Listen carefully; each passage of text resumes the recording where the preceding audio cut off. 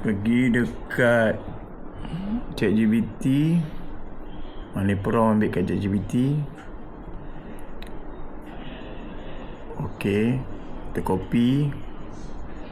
Kemudian pergi dekat Chrome. Kita cari Chrome. Silap lagi. Chrome. Okey, pergi dekat Chrome.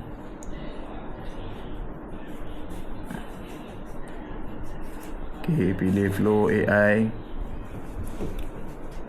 Okey, ini Flow AI lah. Okey, setiap hari dapat 50 kredit. Tekan New Project.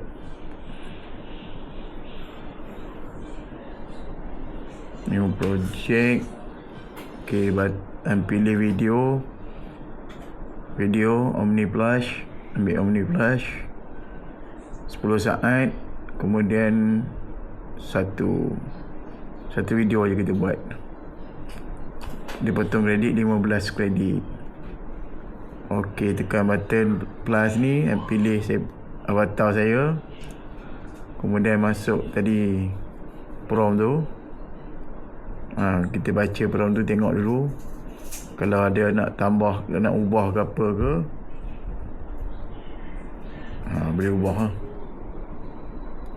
Baca dulu, check dulu. Kalau rasa nak ubah, boleh ubah. Okey, kalau rasa dah puas hati, tekan butang anak panah ni. Okey, video duration 10 saat. Ratio TikTok ataupun Reel. Kita buat video satu. Boleh pilih sampai 4 video kalau nak buat lah. Tapi benda yang sama je, mungkin berbeza sikit. Okey, tekan button anak panah ni. Tunggu dia proses loading video, tengah create video. Okey, dah siap. Okey, kita tekan. Okey, tunggu dia loading kejap. Kemudian kita play tengok jadi tak.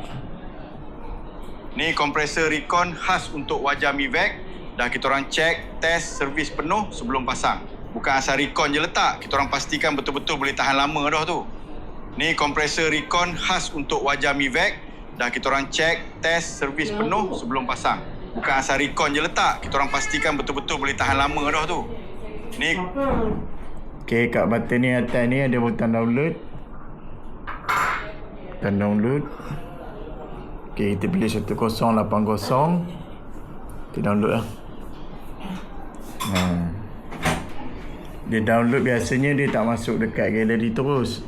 Dia akan masuk dekat Google Drive lah. Jadi daripada Google Drive tu baru kita sendkan dia masuk ke apa? Ke galeri. Jadi nak edit apa-apa kena guna CapCut lah. Okey, dah siap. Kan. Kita tunggulah dia loading. Okey. Tekan save, dia dah siap download. Okey, pilih drive atau file. Macam saya save file lah. Okey. Boleh open. Save to file. Dan kita save. Okey, nak cari balik video tu tadi untuk masukkan ke galeri. Kat galeri. Okey.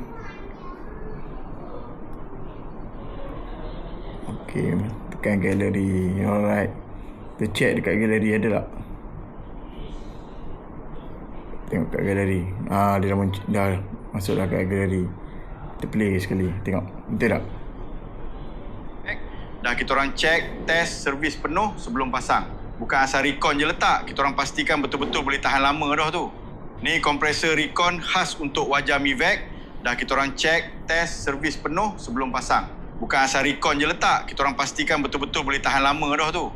Ni kompresor Okey, kalau suka dengan video ni, korang share, like dan komen lah. Bagilah komen sikit. Share pada kawan-kawan Okey.